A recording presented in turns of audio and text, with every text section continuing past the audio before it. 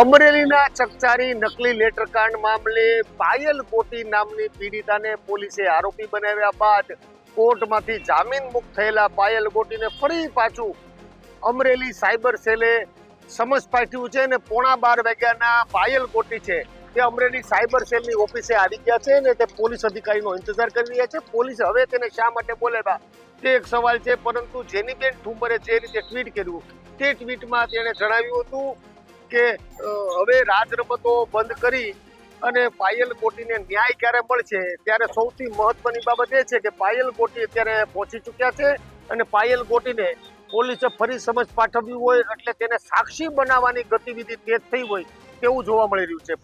મને 15 તારીખે 4 વાગે વોટ્સઅપથી એક નોટિસ આવેલી હતી સાયબર ક્રાઇમ પોલીસ સ્ટેશનથી કે 16 તારીખે 12 વાગે તમારે સાયબર ક્રાઇમ પોલીસ સ્ટેશને નિવેદન દેવા માટે હાજર રહેવાનું. એના ભાગ સ્વરૂપે અમે લોકો 11:15 અહીંયા હાજર હતા. સાહેબ 12:30 પછી આવ્યા અને સાહેબને મળ્યા. સાહેબના નિવેદનમાં જે હતું પહેલાંનું એનું જ છે, એમાં કાંઈ ફેરફાર નથી. લેટર પેડનું એનું તમે ટાઈપ કર્યો તો, કોના કહેવાથી કર્યો તો, પોસ્ટ કરી તમે એનું. એટલે નિવેદન નોંધ્યા બાદ મારી સાઇન લીધી નથી અને સાહેબે એવું કીધું કે એ તમારે લેટર જોતો હોય, મેં જે તમે નિવેદન લખાવ્યું છે તો એ તમને કોર્ટમાંથી મળી જાય.